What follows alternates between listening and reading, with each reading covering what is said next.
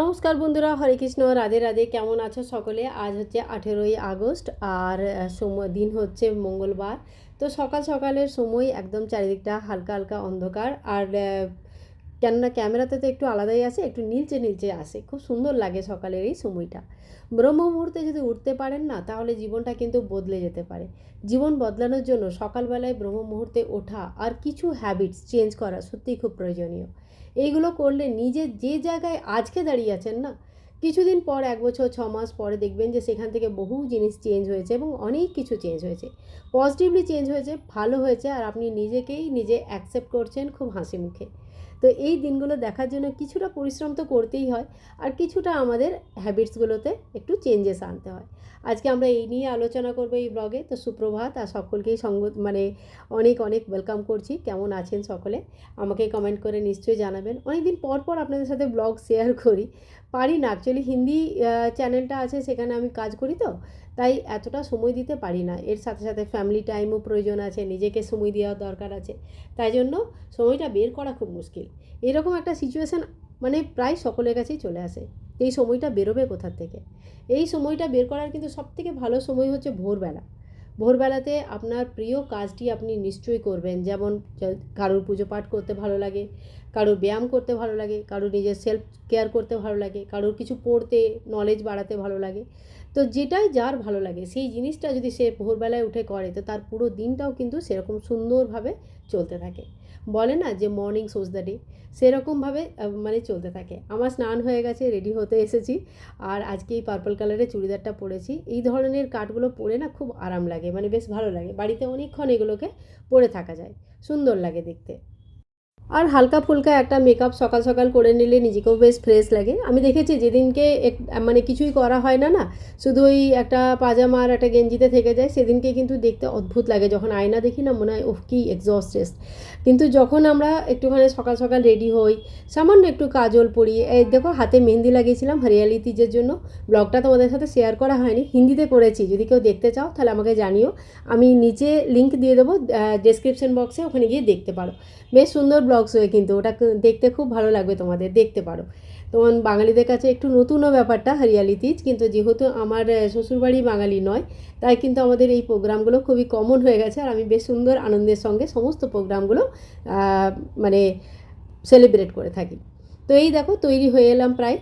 আর এরপরে আমরা যেটা বলছিলাম সেটা হলো যে সকালে উঠলে পরে উপকার কী কী হয়। দেখুন, সব থেকে আগে তো সকালে উঠলে ডে প্ল্যানিং হয়ে যায়, খুব সুন্দর করে নিজের ডেটাকে প্ল্যান করা যায় যে আপনারা আজকে কি করতে চান, কি কি স্পেশাল আছে, কিভাবে সময় বের করবেন। যদি কোনো হবি আছে বা যদি কিছু করতে চান, তার জন্য সময় বের করাটা খুব দরকার। নলেজ বাড়ানোর জন্য, অথবা স্টাডি যদি কিছু পড়াশোনা করতে চান, বা যে কোনো জিনিস যদি সেলফ ইমপ্রুভমেন্ট কিছু করতে চান, ফিজিক্যালি কিছু ইমপ্রুভ করতে চান, যেমন যোগা ওয়াকিং वगैरह করতে চান, তো সেই সমস্ত জিনিসগুলো।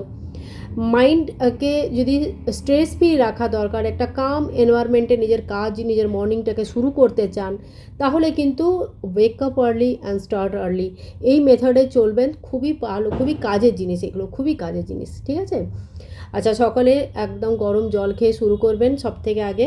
আর এই দেখুন, এটা হলো আমাদের দেববৃক্ষের স্থান, মানে এখানে যত পূজনীয় গাছপালা আছে, যেমন বেল গাছ, স্বামী গাছ, কলা গাছ, তার সাথে আছে একটা বট গাছ আছে ছোট্ট মতন। বট গাছ কিন্তু বাড়িতে লাগানো উচিত নয়, নিয়মকানুন প্রচুর থাকে, তাই যদি মানে অ্যাভয়েডই করবেন। আমি এটাকে লাগিয়েছি বট সাবিত্রী পুজোর জন্য। এখানে বট গাছ পাওয়া যায় না, সামনে আশেপাশে নেই, তাই জন্য আমার শুধু লাগানো, ঠিক আছে। আর বাকি গাছগুলো বাড়িতে লাগানো যায়। আর তার সাথে আছে তুলসী মা। আর এখানে আমি একটু রঙ্গোলি দেবো, মা লক্ষ্মীর এই দুটো চরণ আঁকবো, আর তার সাথেই ধূপদীপ প্রজ্বলিত করব। আজকে আমার ছেলের জন্মদিন, তাই জন্য সকাল সকাল পুজো পাঠটাও করছি, আর তার সাথে সাথে ভিডিওটা আপনাদের সাথে শেয়ারও করছি। তো আপনাদের সকলেরই অনেক অনেক আশীর্বাদ নিশ্চয়ই করবেন সকলকেই। আর ছেলের অনেক দীর্ঘায়ু হোক, ভালো জীবন হোক, আগে বাড়ুক জীবনে, অনেক অনেক কিছু অ্যাচিভ করুক। তো এরকমভাবে ছেলেকে আশীর্বাদ নিশ্চয়ই করবেন। মা হিসাবে আমার কাছে এইটুকুই, মানে সকলের কাছে এইটুকুই প্রার্থনা। আচ্ছা, এরপরে কিন্তু দেখুন, সকালবেলাতে সবসময়তেই যেমন চান টান করেই হোক বা চানের আগেই হোক, খোলা জায়গাতে একটুখানি দাঁড়িয়ে ফ্রেশ অক্সিজেন নিশ্চয়ই নেওয়া উচিত। ব্যালকনি, ছাদ, উঠোন যা আছে আপনাদের বাড়ির সামনে, খোলা একটা ছোট জানলাও যদি থাকে, তো সেদিকে দূরে তাকিয়ে দেখবেন, যেখান থেকে অনেক দূর পর্যন্ত দেখা যাচ্ছে আকাশ, অথবা অনেক কিছু গ্রিনারি দেখা যাচ্ছে। সেই সমস্ত জিনিস চোখের পক্ষে আর মনের পক্ষে খুবই ভালো। এই জিনিসগুলো কিন্তু মনকে খুব রিফ্রেশ করে। আর মেন্টাল হেলথটা এমন জিনিস না, যে যদি মানুষের শরীর কতই খারাপ হয়ে যাক, যদি মেন্টালি সে স্ট্রং থাকে তাহলে কিন্তু এত জলদি তাকে হারানো সম্ভব নয়। সব থেকে আগে আমাদের যে জিত হয়, আমরা যে জিতি, সেটা আমরা মন থেকে জিতি। আর যেটা আমরা হারি সেটাও কিন্তু আমরা মন থেকে হারি। যদি মাইন্ডে আমরা হেরে যাই তাহলে কিন্তু আমরা অরিজিনালিও হেরে যাই। আর যদি আমরা অরিজিনালি জিতেও যাই আর মাইন্ডের মধ্যে আমাদের হার থাকে, তাহলে কিন্তু সেই জিতের কোনো খুশি থাকে না। এটা মাথায় রাখবেন। তাই মেন্টাল হেলথ মানে আমরা সব থেকে বেশি ইগনোর করি মেন্টাল হেলথের, কিন্তু সব থেকে বেশি যত্ন যদি কারোর নেওয়া উচিত তো মেন্টাল হেলথের নেওয়া উচিত। ঠিক আছে? আচ্ছা, বাড়িতে সকালবেলায় উঠে অনেকেরই থাকে কোশ্চেন কি করব সকালবেলায় উঠে? তো যেটা আপনার ভালো লাগে, ওয়াকিং করতে, যোগা করতে, সেলফ কেয়ার করতে, পড়াশোনা করতে, লিখতে, পুজো পাঠ করতে, স্নান আদি করতে, অথবা ফ্রেশ এয়ারে খানিকক্ষণ বসে থাকতে, ডে প্ল্যানিং করতে।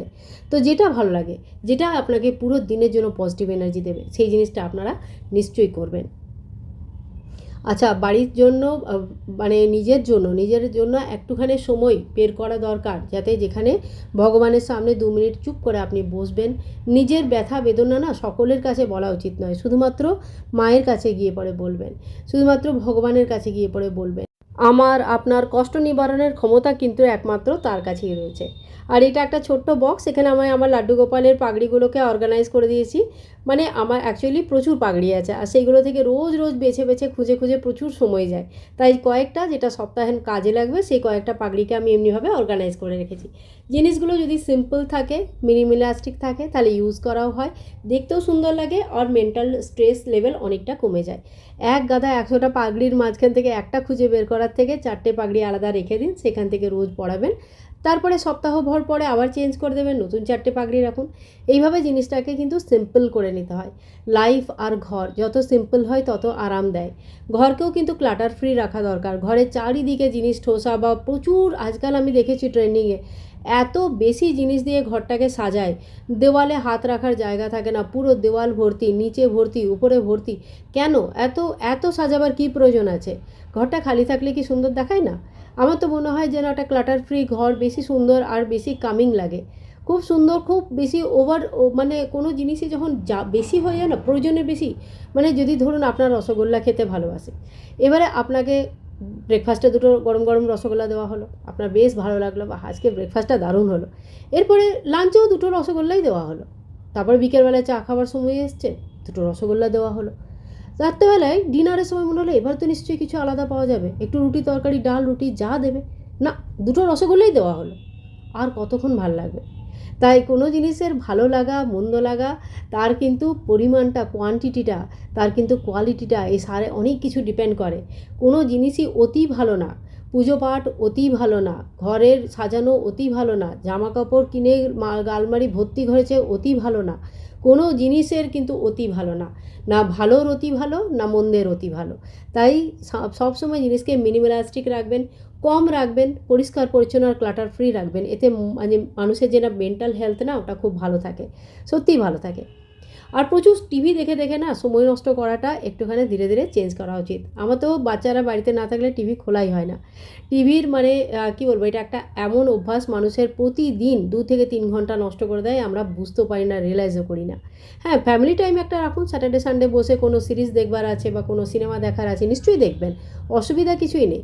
কিন্তু সেটার একটা টাইম বাউন্ডেশন রাখতে হবে। প্রতিদিন সবাই স্কুল অফিস বেরোলো আর আমি টিভি খুলে বসলাম 3 ঘন্টা, এটা কিন্তু প্রচণ্ডভাবে ক্ষতিকারক। এটার থেকে বেরোনো দরকার।